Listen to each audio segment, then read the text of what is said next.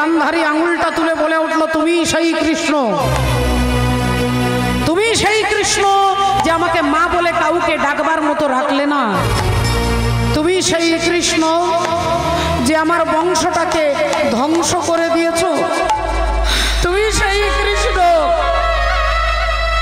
যে আমার কোল শূন্য করে দিয়েছ। আজ আমাকে মা বলে ডাকবার মতো কেউ নেই। আজ আমাকে মা বলে ডাকবার মতো কেউ নেই। আজ আমার বংশটাকে তুমি ধ্বংস করে দিয়েছ। তাই শোনো কৃষ্ণ, এই কুরুক্ষেত্রের মাঠে দাঁড়িয়ে আমি সন্তানহারা জননী গান্ধারী, আমি দিলাম তোমায় অভিশাপ। তুমি যেমন আমার বংশে বাটি দিতে কাউকে রাখলে না, একদিন আমার মতো তোমারও বংশ ধ্বংস হয়ে যাবে। একদিন আমার মতো তোমারও বংশ ধ্বংস হয়ে যাবে। রাধে রাধে। যেই এ কথা বলেছে অমনি ভগবান বললেন, মাগো তোমার দেওয়া অভিশাপ আমি মাথায় তুলে নিলাম। হরি হরি বল, হরি বল। তোমার দেওয়া অভিশাপ আমি মাথায় তুলে নিলাম। আমি কথা দিচ্ছি আমার বংশ ধ্বংস হবে, কিন্তু হেই মা গান্ধারী, তোমার একটাও ছেলেকে আমি মারিনি মা, একটাও ছেলেকে আমি মারিনি। তুমি মনে করে দেখো, তুমি ভুলে গেছো আজ থেকে 18 দিন আগে কুরুক্ষেত্রের যুদ্ধ যেদিন শুরু হবে, সেই সকালবেলায় যুদ্ধ শুরু হওয়ার আগে দুর্যোধন তোমাকে প্রণাম করতে এসেছিল। আর দুর্যোধন তোমাকে প্রণাম করে বলল, মা আমি কুরুক্ষেত্রের যুদ্ধে যাচ্ছি, তুমি আমায় আশীর্বাদ করো, আমি যেন যুদ্ধে জয়লাভ করতে পারি। সেদিন তুমি গান্ধারী ছেলের মাথা থেকে হাতটা সরিয়ে নিয়ে বললে, বাবা দুর্যোধন, যে যুদ্ধে তুই যাচ্ছিস এ যুদ্ধ কারগিলের যুদ্ধ নয়, এ যুদ্ধ পানিপথের যুদ্ধ নয়, এ যুদ্ধের নাম হচ্ছে ধর্মযুদ্ধ। আর এই ধর্মযুদ্ধে তুই হারবি না তুই জিতবি আমি বলতে পারবো না বাবা। তুই হারবি না তুই জিতবি আমি বলতে পারবো না। তবে হ্যাঁ, আমি তোর মা, তুই আমার ছেলে। এই তোর মাথায় হাত রেখে বলছি, ধর্মপক্ষের হবে জয়, যে পক্ষে শ্রীকৃষ্ণ রয়। হরি হরি বল, হরি বল। ধর্মপক্ষের হবে জয়, যে পক্ষে শ্রীকৃষ্ণ রয়। এটা 18 দিন আগে তুমি বলে এলে, আর আজকে কুরুক্ষেত্রের মাঠে দাঁড়িয়ে আমাকে অভিশাপ দিচ্ছ, আমাকে অভিশাপ দিচ্ছ। ভক্তমণ্ডলী, ভক্তিবতী মায়েরা, তাহলে কলিযুগের ধর্মটা কি না? কলিযুগের ধর্মই হচ্ছে নাম সংকীর্তন। রাধে রাধে। যে উপনিষদ আছে আমাদের হিন্দু সনাতন ধর্মে, যে বেদ, 4টে বেদ, সেই 4টে বেদ যে উপনিষদ, উপনিষদের মধ্যে একটা গ্রন্থের, একটা উপনিষদের নাম কলি সন্তরণ উপনিষদ। আর সেই কলি সন্তরণ উপনিষদে লেখা আছে, হরে রাম রাম রাম হরে হরে, হরে কৃষ্ণ কৃষ্ণ কৃষ্ণ হরে হরে। বেদব্যাস মনে মনে চিন্তা করলেন, রাধে রাধে, তিনি তো লিখলেন। ও বাবা, চৈতন্য মহাপ্রভু তিনি এসে যখন কলি সন্তরণ উপনিষদ দেখলেন, লেখা আছে হরে রাম রাম রাম হরে হরে, দেখলেন এটা হচ্ছে বৈদিক মন্ত্র, বেদান্তের মন্ত্র। এই মন্ত্র আপনি স্নান না করে বলতে পারবেন না, এই মন্ত্র আপনি যখন তখন বলতে পারবেন না। আপনাকে শুদ্ধ দেহে, শুদ্ধ বস্ত্রে, শুদ্ধ আসনে বসে নামটা জপ করতে হবে।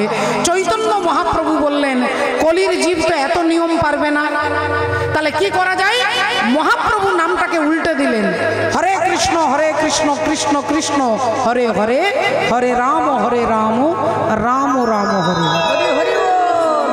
তাহলে আগে ছিল হরে রাম রাম রাম হরে হরে। মহাপ্রভু এসে উল্টে দিলেন, কারণ সবাই স্নান করে বলতে পারবে না, সকলের সময় হবে না। মহাপ্রভু এই নামটাকে উল্টে দিয়ে বললেন, খাইতে শুইতে নাম যথা তথা লয়, দেশ কাল নিয়ম নাই সর্বসিদ্ধি হয়। এইবার এই হয়ে গেল মহামন্ত্র নাম। আর এই মহামন্ত্র আপনি স্নান করতে করতে বলতে পারেন, রান্না করতে করতে বলতে পারেন, ঝাড়ু দিতে দিতে বলতে পারেন। এটা হচ্ছে কলিযুগের ধর্ম। হাসি মাখা বদনে আর ছল ছল নয়নে নয়নে, আনন্দ কাননে মন ভ্রময় নিবাস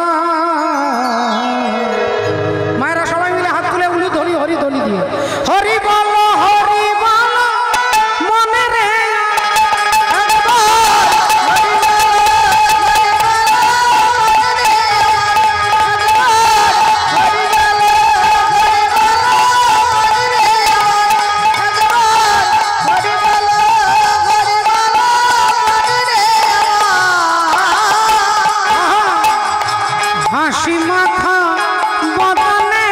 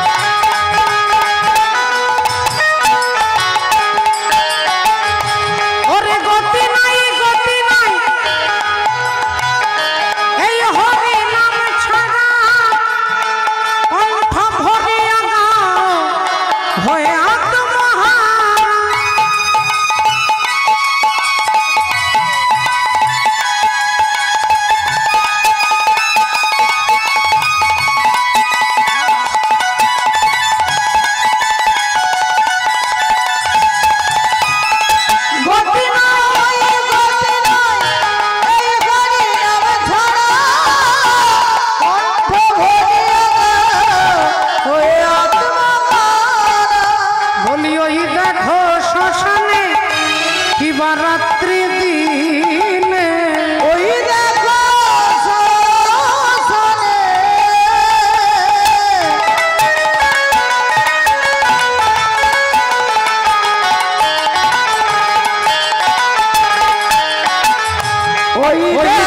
শ্মশানে দিবারাত্রি দিনে পুড়িতেছে মানুষের কত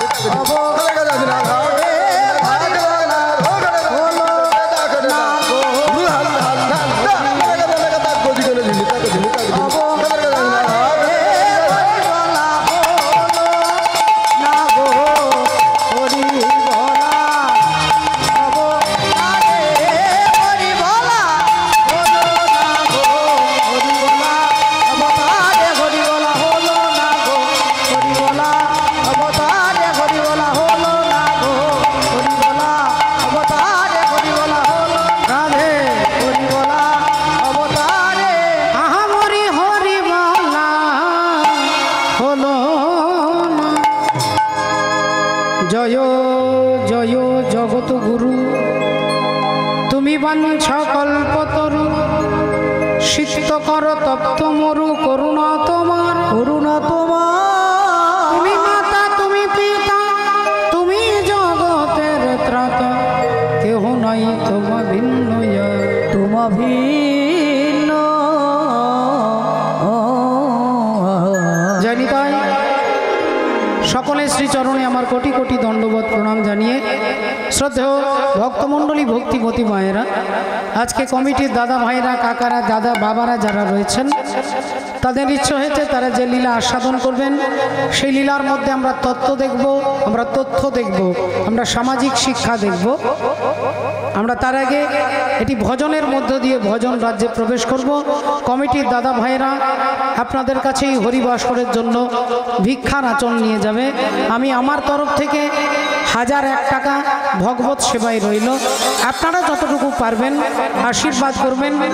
এই যেন বিশাল তাদের হৃদয়, যদিও এই জায়গাটা খুব সংকীর্ণ হতে পারে কিন্তু তাদের হৃদয় বিশাল। এই মহতি হরিবাসর আপনাদের সাধুগুরু ভক্তের আশীর্বাদে অনুষ্ঠিত হচ্ছে এবং অদূর ভবিষ্যতে অনুষ্ঠিত হবে। তাই কমিটির দাদা ভাইরা আপনাদের কাছে ভিক্ষার আঁচল নিয়ে যাবে। আপনারা একটু সাহায্য এবং আশীর্বাদ করবেন। একবার সবাই মিলে বলবো নিতাই গৌর প্রেমানন্দে হরি হরি বল, হরি বল, হরি হরি বল। रंग दे चुनरिया रंग दे चुनरिया रंग दे चुनरिया ओ रंग दे रंग दे रंग दे रंग दे रंग दे रंग दे रंग दे रंग दे ओ रंग दे चुनरिया।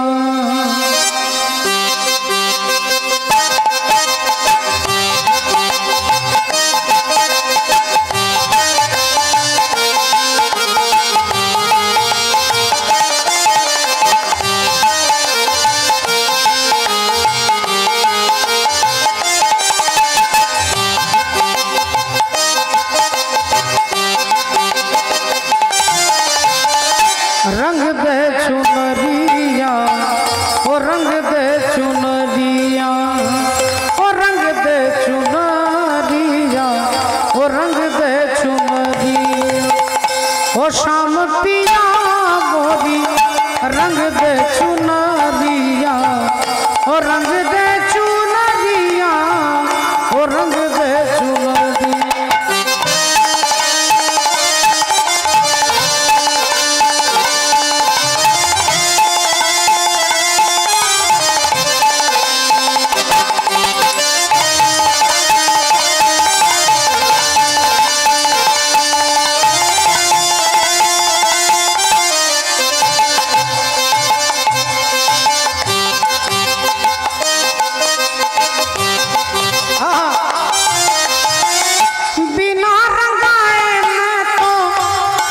घर नहीं जाऊंगी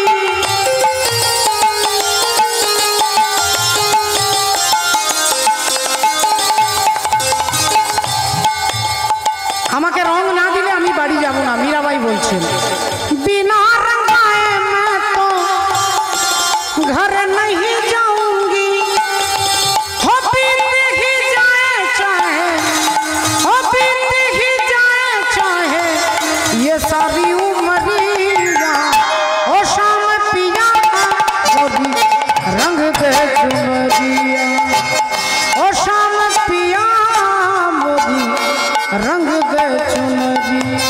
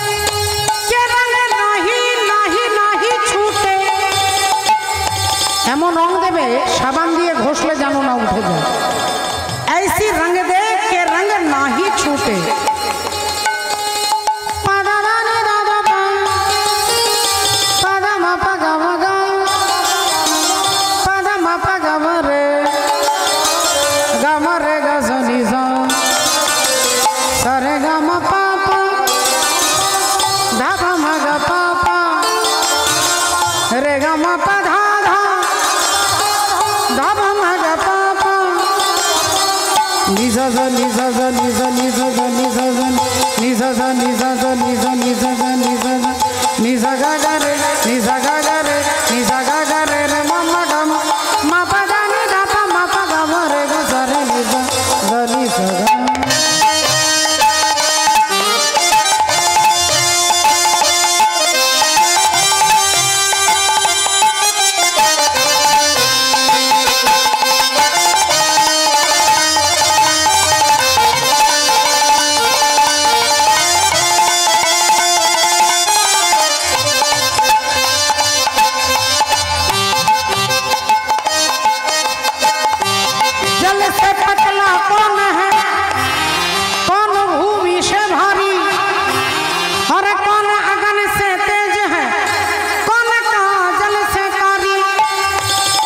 मीराबाई बोलছেন जल से पतला पतला पतला पतला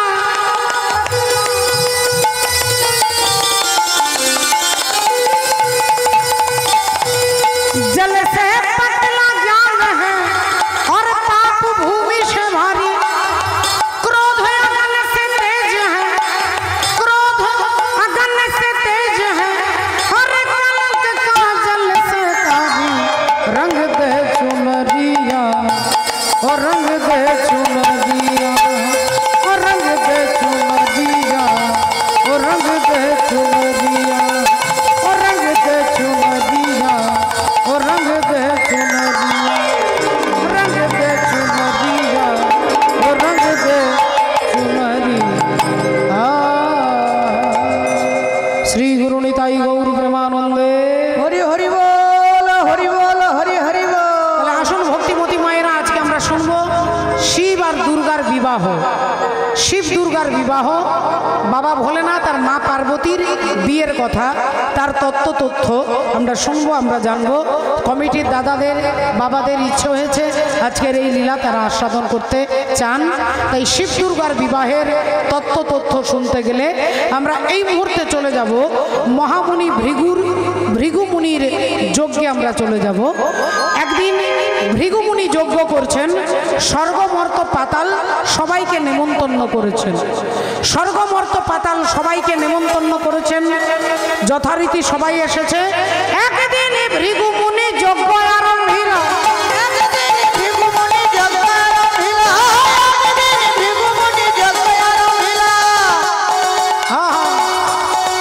সবাইকে যেহেতু নেমন্তন্ন করেছেন, ত্রিভুবনের দেবগণে নিমন্ত্রণ কইলা,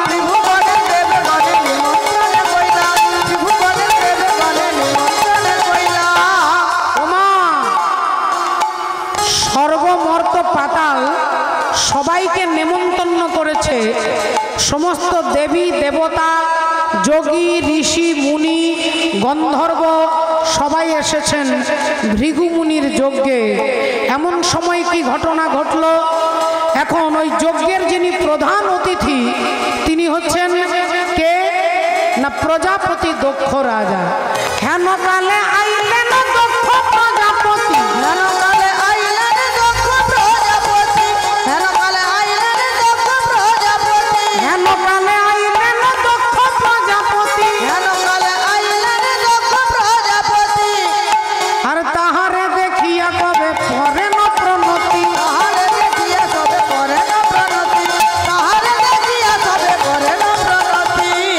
ভক্তিমতী মায়েরা, ভৃগুমুনির যজ্ঞে দেবতা, যোগী, ঋষি, মুনি, গন্ধর্ব সবাই এসেছেন। আর যেই প্রজাপতি দক্ষ রাজা ভেতরে প্রবেশ করছে, অমনি সবাই উঠে দাঁড়িয়ে তাকে নমস্কার করছেন। উঠে দাঁড়িয়ে মাথা নিচু করে হাত জোড় করে নমস্কার জানাচ্ছেন। সবাই চেয়ার ছেড়ে উঠে দাঁড়িয়েছে, সবাই মাথা নিচু করছে, সবাই হাত জোড় করে নমস্কার করছে। এখন দক্ষ প্রজাপতির মনে মনে একটু অহংকার হয়ে গেল যে আমাকে দেখে সবাই প্রণাম করছে, আমাকে দেখে সবাই উঠে দাঁড়িয়েছে। আচ্ছা, কারা কারা উঠে দাঁড়ায়নি, কারা কারা আমাকে নমস্কার করছে না, আমি একটু দেখে নিই, তারপরে তার মজা দেখাবো। এই দক্ষ প্রজাপতি চারিদিকে গোল গোল করে ঘুরে ঘুরে দেখছে।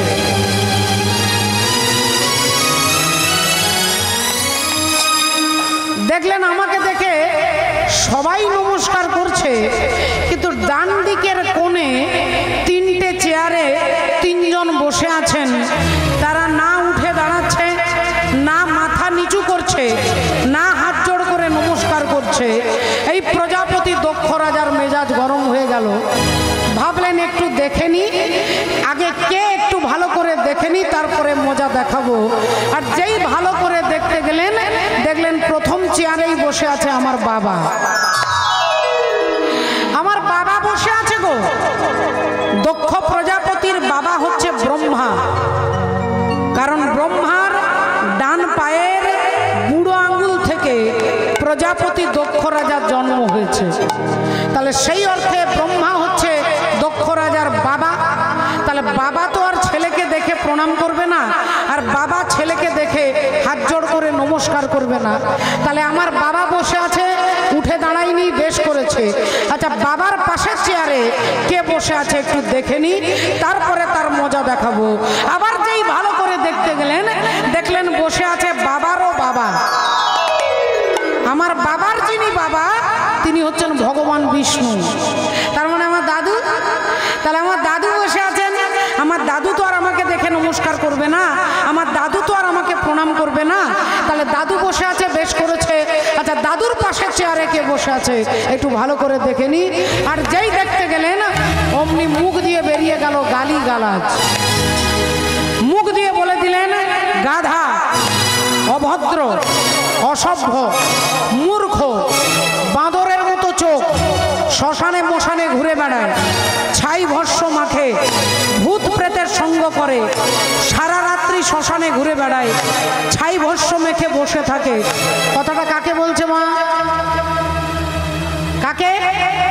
শিব ঠাকুরকে। ঠিক বলেছে, শিব ঠাকুরকে বলছে। আর যেই শিব ঠাকুরকে বলছে অভদ্র, অসভ্য, গাধা, মূর্খ, ভদ্র সমাজে বসতে জানে না, এই কথাগুলো যখন ভোলেনাথকে বলছে, ভোলেনাথ এই কান দিয়ে শুনছেন আর এই কান দিয়ে বার করে দিচ্ছেন না। এই কানে শুনছেন আর এই কান দিয়ে বার করে দিচ্ছেন। তার কিছু যায় আসে না মা, তিনি কিছু মনে করছে না। কিন্তু শিব ঠাকুরের যারা ভক্ত, তারা তো ছেড়ে কথা বলবে না। শিব ঠাকুরের যারা ভক্ত, তারা সবাই চিৎকার করে বলে উঠলো, কি বলছেন আপনি? আপনার সাহস তো মন্দ নয়। আপনি আমাদের মালিককে বলছেন গাধা। স্বর্গমর্ত পাতালে যার থেকে বড় তত্ত্ব সম্রাট কেউ নেই। যার থেকে বড় তত্ত্ব সম্রাট কেউ নেই। আপনি তাকে বলছেন গাধা, আপনি তাকে বলছেন অভদ্র। এখন যেই চিৎকার চেঁচামেচি হচ্ছে, অমনি ভৃগুমুনি সামনে দাঁড়িয়ে বলছে, একবারে চিৎকার করবে না, একবারে চিৎকার না। জামাই আর শ্বশুরের মধ্যে কথা হচ্ছে, মাঝখানে তোমরা নাক গলাচ্ছ কেন? জামাই হচ্ছে শিব ঠাকুর আর শ্বশুর হচ্ছে দক্ষ রাজা। তাহলে শ্বশুর আর জামাইয়ের মধ্যে কথা হচ্ছে, মাঝখানে তোমরা নাক গলাচ্ছ কেন? আমি ভৃগুমুনি, আমি ব্রাহ্মণ, এই পৈতে হাতে নিয়ে অভিশাপ দিচ্ছি, তোমরা শিবগণ সব পাষণ্ডী হয়ে যাবে। শিব ঠাকুরের ভক্তদের অভিশাপ দিয়ে দিলেন, তোমরা শিবগণ সব পাষণ্ডী হয়ে যাবে। তখন শিব ঠাকুরের দলের লোক বললেন, আচ্ছা ভুলটা করলেন উনি আর অভিশাপ দিলেন আমাদেরকে, তাহলে আমরাও আপনাকে ছেড়ে কথা বলবো না। আপনি যেমন আমাদের অভিশাপ দিলেন, আমরাও আপনাকে অভিশাপ দিচ্ছি, আজ থেকে ব্রাহ্মণ লক্ষ টাকার ভিখারি হবে। আজ থেকে ব্রাহ্মণ হবে লক্ষ টাকার ভিখারি। শিব ঠাকুর দেখলেন এখানে থাকা যাবে না, পরিবেশ চঞ্চল হয়ে যাচ্ছে। তাহলে এক কাজ করি, এখান থেকে বেরিয়ে বাড়ি চলে যাই। বাবা ভোলেনাথ ওখান থেকে উঠে আর ভগবানের নাম করতে করতে তিনি বাড়ি চলে যাচ্ছেন। ভোলেনাথ বাড়ি চলে যাচ্ছেন ভগবানের নাম স্মরণ করতে করতে। তেরে মর্জি কা ও তেরে মর্জি কা मैं हूँ गुलाम, ओ मेरे अलबेले राम, मेरे मर्जी का मैं हूँ गुलाम, ओ मेरे अलबेले राम, तेरे मर्जी का मैं हूँ गुलाम, ओ मेरे अलबेले राम।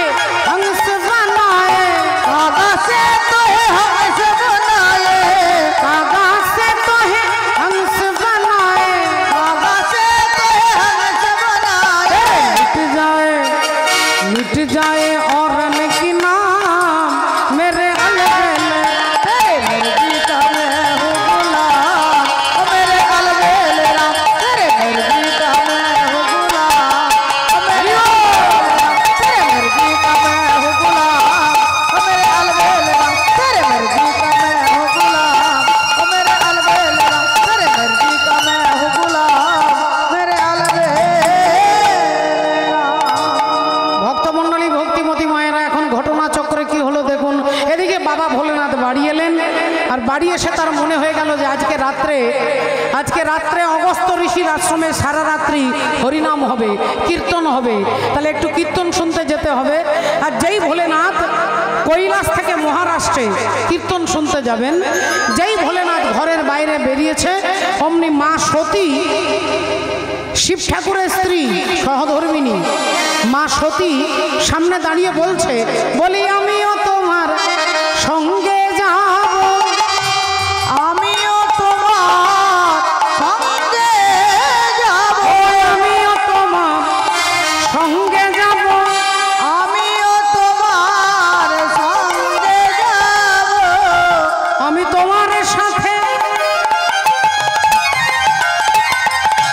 হরিনাম শুনিব, আমিও তোমার সঙ্গে যাব, তোমার সাথে হরিনাম শুনিব, আমিও তোমার সঙ্গে যাব। ও স্বামী, আমি আপনার সঙ্গে যাব। শিব ঠাকুর বললেন, আমি কোথায় যাচ্ছি তুমি কি জানো? মা সতী বলছে, আপনি তো হয় শ্মশানে যান আর নইলে হরি নামে যান, আমার মনে হচ্ছে আপনি কীর্তন শুনতে যাচ্ছেন, আজকে রাত্রে আমিও আপনার সঙ্গে যাব। বেশ, সারা রাত্রি জেগে কীর্তন শুনতে পারবে তো? মা সতী বললেন, হ্যাঁ পারবো। বেশ, তাহলে চলো। এখন স্বামী স্ত্রী দুজনে ষাঁড়ের পিঠে চেপে আকাশ মার্গে, ওপর দিয়ে আকাশ মার্গে মা সতী আর বাবা ভোলেনাথ দুজনেই যাচ্ছেন অগস্ত্য ঋষির আশ্রমে রামায়ণের কথা শুনতে। এখন সারা রাত্রি হরি কথা শুনেছে, সকালবেলায় দুজনে আবার ফিরে আসছে, যেভাবে গিয়েছিলেন সেভাবে দুজনে ফিরে আসছে। এখন রাস্তার মাঝখানে এমন সময় মা সতী ভোলেনাথের কাঁধে হাত দিয়ে বলছে, স্বামী দেখুন দেখুন দেখুন না, একটু দেখুন না। আর যেই নিচের দিকে তাকিয়েছে, যেই বাবা ভোলেনাথ নিচে তাকিয়েছে, দেখছেন ভগবান রামচন্দ্র একটা গাছকে জড়িয়ে ধরে কাঁদছেন। আর গাছটাকে জড়িয়ে ধরে কাঁদছেন আর বলছেন, ওরে বৃক্ষ, তুই তো অনেক লম্বা, অনেক উঁচু, তুই কি আমার সীতাকে দেখেছিস? আমি সারা সকাল আমার সীতাকে খুঁজে পাচ্ছি না, আমি সকাল থেকে আমার সীতাকে খুঁজে পাচ্ছি না, তুই আমার সীতাকে দেখেছিস? বল না।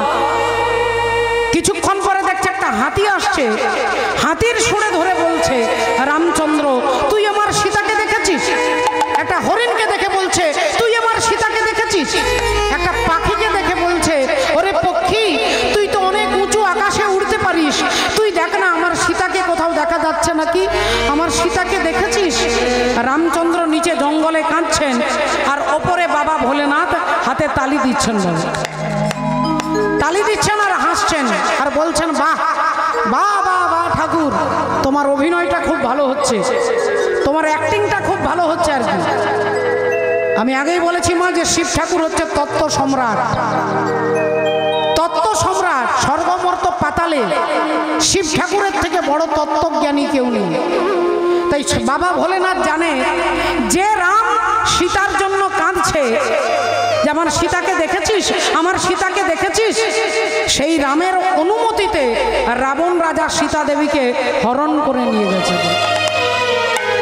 রামচন্দ্রের অনুমতিতে রাবণ রাজা সীতাকে হরণ করেছে। কোন দিন? ভগবান রামচন্দ্রের যদি অনুমতি না থাকতো, রাবণের ঠাকুর দাদার ক্ষমতা নেই যে তিনি সীতা দেবীকে হরণ করে নিয়ে যান। তাহলে কোন দিনের কথা? না যেদিন রামচন্দ্র বিবাহ করে মা সীতাকে নিয়ে এলেন, মা এলেন শ্বশুর বাড়ি, শ্বশুর বাড়ি এসে সবাই মিষ্টি মিষ্টান্ন পরমান্ন খেতে দিচ্ছে, সীতা দেবী এক ফোঁটা জলগ্রহণও করছেন না, এক ফোঁটা জল খাচ্ছেন না, সমস্ত খাবার পড়ে আছে। সবাই অবাক হয়ে গেছে, একদিন গেল, দুদিন গেল, 3 দিন হয়ে গেল, সীতা দেবী মুখে জল দিচ্ছে না। রাজা দশরথ জানতে পেরে বৌমার কাছে এসে বলছেন, মা তুমি আমার ঘরে আজ 3 দিন হয়ে গেল, এক ফোঁটা জল গ্রহণ করছো না, কি হয়েছে মা? সীতা দেবী বললেন, বাবা আপনার ঘরে আপনার রাজ্যে আমি জলগ্রহণ করতে পারছি না, কারণ আপনি ব্রাহ্মণ বধ করেছেন। দশরথ রাজা মাথায় হাত দিয়ে বলছেন, আমি ব্রাহ্মণ বধ করেছি? কখন, কবে? সীতা দেবী বললেন, বাবা আপনি মনে করে দেখুন, একদিন আপনি জঙ্গলে যাচ্ছেন মৃগয়া করতে, আর এদিকে অন্ধমুনি, স্বামী স্ত্রী দুজনেই অন্ধ, ছেলেকে জল আনতে পাঠাচ্ছে, যাতো বাবা একটু জল নিয়ে আয়, গলাটা শুকিয়ে যাচ্ছে। বাবা মায়ের জন্য ছেলে জল আনতে যাচ্ছে। এখন মাটির কলসি করে নদীতে জলটা সরজু নদীতে ডুবিয়েছে, আর মাটির কলসিতে যখন জল ঢোকে একটা শব্দ হচ্ছে, আর সেই শব্দটা রাজা দশরথ শুনতে পাচ্ছে। রাজা মনে করছে হরিণ জল খাচ্ছে, আর হরিণ মনে করে শব্দভেদী বানটাকে ছুঁড়ে দিয়েছে। আর যেই বানটা ছুঁড়ে দিয়েছে অমনি অন্ধমুনির ছেলে সিন্ধুর বুকে এসে লেগেছে। সিন্ধু চিৎকার করছে, ও গো বাবা গো,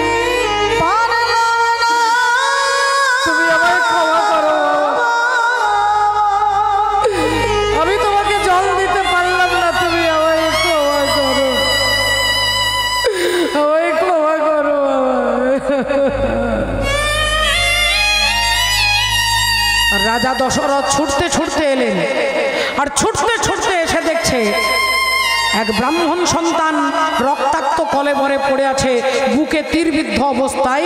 দশরথ রাজা অমনি জড়িয়ে ধরে হাত জোড় করে বলছে, আমাকে ক্ষমা করুন, আমি আপনাকে হরিণ মনে করেছি। অমনি অন্ধমুনির পুত্র সিন্ধু বলে উঠল যে, হে রাজা দশরথ, এতে আপনার কোনো দোষ নেই, সব আমার কপালের লেখা, আপনার কোনো দোষ নেই। কিন্তু আমার একটাই দুঃখ, আমার বাবা মা অন্ধ, তারা জল পান করবে বলে অপেক্ষায় বসে আছে, আপনি কি পারবেন একটু জল দিয়ে আসতে? রাজা দশরথ ওই মাটির কলসি করে জল এনে অন্ধমুনির কাছে এসে দাঁড়ালেন। অন্ধমুনি বললেন, কে আপনি? রাজা দশরথ বললেন, আমি অযোধ্যা নৃপতি রাজা দশরথ। অন্ধমুনি বললেন, কেন এসেছেন? রাজা দশরথ বলছে, আমি আপনাকে জল দিতে এসেছি।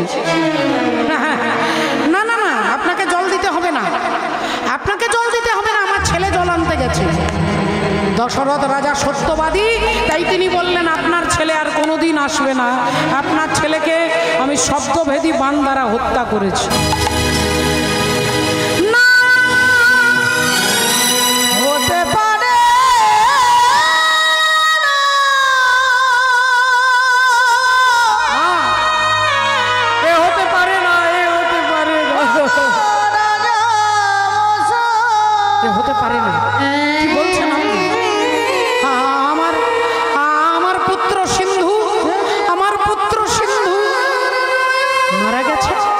ছটফট করে কাঁদতে কাঁদতে অন্ধমুনি বলছে, রাজা দশরথ, যে পুত্র শোক তুমি আমাকে দিলে, আমি মরবার আগে তোমাকে অভিশাপ দিয়ে যাচ্ছি, একদিন আমার মতো পুত্র শোকে তোমাকেও মরতে হবে, একদিন আমার মতো পুত্র শোকে তুমিও মরবে। আজকে এই কথা সীতা দেবী মনে করিয়ে দিচ্ছেন রাজা দশরথকে, বলে সেই দিনের কথা মনে হইল, সেই দিনের কথা মনে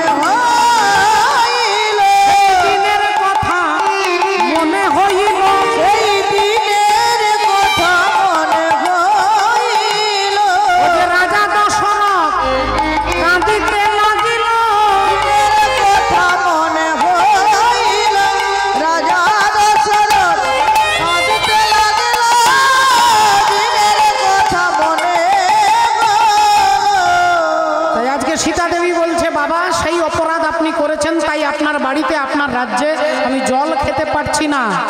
তখন রাজা দশরথ বললেন, মাগো তুমি আমার শুধু বৌমা নও, তুমি আমার মা, বলো না মা কি করলে অপরাধ থেকে মুক্ত হব? বললেন, সীতা দেবী, তাহলে শুনুন বাবা, আপনার বাড়িতে এমন একজন ব্রাহ্মণকে এনে সেবা দিতে হবে যিনি আজ পর্যন্ত কারোর বাড়িতে জলগ্রহণ করেননি, যিনি আজ পর্যন্ত কারোর কাছ থেকে 1 টাকাও দক্ষিণা নেননি। সেরকম ব্রাহ্মণকে এনে যদি আপনার বাড়িতে সেবা দিতে পারেন তাহলে আপনি অপরাধ মুক্ত হয়ে যাবেন। রাজা দশরথ বললেন, এরকম ব্রাহ্মণ তো কেউ নেই। বললেন, একজন আছে। তিনি কে? না, তিনি হলেন লঙ্কার রাজা রাবণ। লঙ্কার রাজা রাবণ, ওই রাবণকে এনে আপনার বাড়িতে সেবা দিন, আপনি অপরাধ মুক্ত হবেন। তাই রাজা দশরথ চিঠি লিখলেন রাবণকে, আর রাবণ চিঠি পেয়ে ছুটে এলেন।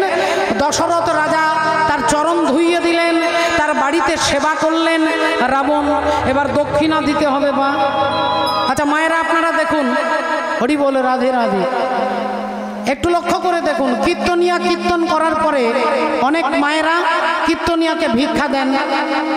এটাকে কি বলে? এটাকে দক্ষিণা বলে। এটা কিন্তু দান নয়, এটা দান নয়। আর কমিটির দাদারা, ভাইরা, মায়েরা যারা আপনাদের কাছে গেলেন, আপনারা তাদেরকে শ্রদ্ধা করে ভালোবেসে যে টাকাটা তুলে দিলেন হরি নামে, এটা হচ্ছে কি না? এটা দান। এটাকে বলে দান। কিন্তু আমাকে যখন দিচ্ছেন তখন দান নয়, তখন দক্ষিণা। কেন? আমি যে এখানে গান গাইছি, আমি যে পরিশ্রম করছি, আমি যে কষ্ট করে বলছি, এর মূল্য হিসেবে আপনি আমাকে 1 টাকা দক্ষিণা দিচ্ছেন। কিন্তু যেখানে যেখানে রাধে রাধে কোনো পরিশ্রমের মূল্য নয়, যেখানে এমনি এমনি দেওয়া হয়, তাকে দান বলে। তাই রাজা দশরথ রাবণকে সেবা করিয়ে বলছে, আপনাকে কি দক্ষিণা দেব? রাবণ বললেন, আমাকে কিছু দিতে হবে না, শুধু একবার সীতা মাকে আমি দেখতে চাই। দশরথ রাজা রাবণকে এনে দাঁড় করিয়ে দিলেন সীতা মায়ের ঘরের কাছে, আর রাবণ ভেতরে গিয়ে দরজা জানলা বন্ধ করে দিলেন। দরজা জানালা বন্ধ করে হাত জোড় করে সীতা দেবীকে বলছেন, মা, তুমি আমার মা, তুমি জগৎ জননী, তুমি মাতা। তোমার পায়ে ধরে অনুরোধ করে বলছি, মা, আমি তোমার কাছে শুধু এসেছি, আমি তোমার স্বামী রামের হাতে মরতে চাই। আমি তোমার স্বামী রামের কৃপা পেতে চাই, আর কিছু চাই না মা। শুধু রামের কৃপা পেতে চাই। সীতা দেবী বললেন, তাহলে বাবা, আমি তো রামের চরণের দাসী, আমি রামকে ডেকে দিচ্ছি, দাঁড়ান, আমার স্বামীকে ডেকে দিচ্ছি। এইবার সীতা দেবী রামচন্দ্রকে ডেকে দিলেন। রামচন্দ্র রাবণকে প্রণাম করলেন, রাবণ রামচন্দ্রকে প্রণাম করলেন। এবার রামচন্দ্র বললেন, বলুন হে বেদজ্ঞ ব্রাহ্মণ, আপনি কি চান? রাবণ বললেন, আমি কিছু চাই না, আমি তোমার হাতে মরতে চাই। আমি কিছু চাই না, শুধু তোমার হাতে মরতে চাই। রাধে রাধে। যেই এ কথা বলেছে অমনি রামচন্দ্র বললেন, তাহলে আমার কৃপা পেতে গেলে আগে আমার সীতার কৃপা পেতে হবে। আগে আমার কৃপা পেতে গেলে আগে সীতার কৃপা পেতে হবে। কৃষ্ণের কৃপা পেতে গেলে আগে রাধারানীর কৃপা পেতে হবে। গৌর সুন্দরের কৃপা পেতে গেলে আগে নিত্যানন্দের কৃপা পেতে হবে। এটা নিয়ম। ভগবানের কৃপা পেতে গেলে আগে গুরুর কৃপা পেতে হবে। তাহলে রামচন্দ্র রাবণকে বলছে, যদি আমার কৃপা পেতে চাও তাহলে আগে আমার সীতার কৃপা পেতে হবে। রাবণ বললেন, বলুন প্রভু, কি করলে সীতা মায়ের কৃপা হবে? রামচন্দ্র বললেন, রাবণ, আর কয়েকদিন পরে আমরা 14 বছরের জন্য বনবাসে চলে যাব। 14 বছরের জন্য বনবাসে চলে যাব। সেই 14 বছরের মধ্যে 11 মাসের মতো আমি আমার সীতাকে তোমার লঙ্কায় পাঠিয়ে দেব। 11 মাসের মতো সময় আমি আমার সীতাকে তোমার লঙ্কায় পাঠিয়ে দেব। সবাই জানবে যে রাবণ সীতাকে হরণ করেছে, কিন্তু ভক্তরা জানবে যে রামচন্দ্রের অনুমতিতে রাবণ রাজা সীতা দেবীকে হরণ করে নিয়ে গেছে। তাহলে যে রামের পারমিশনে রাবণ সীতাকে হরণ করে, সেই রামচন্দ্র গাছকে জড়িয়ে ধরে কাঁদছে আর বলছে, আমার সীতা কোথায়? পাখিকে বলছে, আমার সীতা কোথায়? তাহলে এটা বাবা ভোলেনাথ জানে যে এটা অভিনয়, এটা নাটক, এটা লীলা হচ্ছে। তাই শিব ঠাকুর হাতে তালি দিচ্ছে আর হাসছে আর বলছে, তোমার অভিনয় ভালো হচ্ছে। কিন্তু মা সতী তিনি কথায় কথায় তর্ক করে। তিনি বললেন, স্বামী একটা কথা বলবো। কি কথা? বলছি, আমার মনে হচ্ছে হচ্ছে সারা রাত্রি যে রামের কথা শুনলাম আমরা অগস্ত্য ঋষির আশ্রমে, সেই রাম আর জঙ্গলে কাঁদছে এই রাম, এই দুটো কি আলাদা না একজনই রাম? এই দুজন কি আলাদা? একজন। আমরা যখন সিনেমা দেখতে বসি, টিভিতে যখন সিনেমা দেখেন, প্রসেনজিতের নাম বিজয়, তাহলে বিজয় মানে যে, প্রসেনজিৎ মানে সে। তা শিব ঠাকুর বলছে যে সারা রাত্রি যে রামায়ণ শুনলে সেই রামায়ণের রাম আর এই জঙ্গলে যিনি কাঁদছেন এই রাম, এই দুজন একই। মা সতী বললেন অসম্ভব, আমার মনে হচ্ছে রাম ভগবান নয়, কারণ ভগবান হলে অন্তর্যামী হবে, আর অন্তর্যামী হলে রামচন্দ্র জানতে পারতেন যে তার সীতাকে রাবণ রাজা তুলে নিয়ে গেছে। আর রাম যদি জানতো যে রাবণ নিয়ে গেছে, তাহলে গাছকে জিজ্ঞাসা করতো না, হাতিকে জিজ্ঞাসা করতো না, হরিণকে জিজ্ঞাসা করতো না। আমার মনে হচ্ছে রাম ভগবান নয়, রাম অন্তর্যামী নয়। আর আমি এটা চ্যালেঞ্জ করে বলছি, আমি তোমার রামের কান্না বন্ধ করে দেব। তোমার রামের কান্না আমি বন্ধ করে দেব। আমি চ্যালেঞ্জ করে মা সতী শিব ঠাকুরকে চ্যালেঞ্জ করছে যে তোমার রামের কান্না আমি বন্ধ করে দেব। আমি প্রমাণ করে দেব যে রাম অন্তর্যামী নয়। শিব ঠাকুর বললেন তুমি কি করবে? অমনি মা সতী কি করলেন? সীতা সাজলেন। বাবা, মা সতী সাজলেন সীতা। আর সীতা সেজে, সীতার মতো চুল, সীতার মতো রং, সীতার মতো ঢং, সব কিছু সীতার মতো সেজে, আর যেখানে রামচন্দ্র কান্নাকাটি করছিলেন, মা সতী গিয়ে তার সামনে দাঁড়িয়ে বলছে, বলি এই তো আমি এসে গেছি, এই তো আমি এসে গেছি, এই তো আমি এসে গেছি, এই তো আমি এসে গেছি, আর কাঁদিতে হবে না গো, এই তো আমি এসে গেছি। বলি আর কাঁদিতে হবে না গো, এসে গেছি, আর কাঁদিতে হবে না গো, এই তো আমি এসে গেছি, আর কাঁদিতে হবে না গো, হাসিতা হাসিতা বলে, আর কাঁদিতে হবে না গো, হাসিতা হাসিতা বলে, আর কাঁদিতে হবে না গো, এই তো আমি এসে গেছি। আর কাঁদবেন না। এখন সতী সীতা সেজেছে মা, সীতার মতো চুল, সীতার মতো রং, সীতার মতো কাপড়, সব কিছু সীতার মতো সেজে রামচন্দ্রের আগের দিকে দাঁড়িয়ে বলছে, আপনি আর কাঁদবেন না, আমি চলে এসেছি, আর কাঁদবেন না, কাঁদবেন না।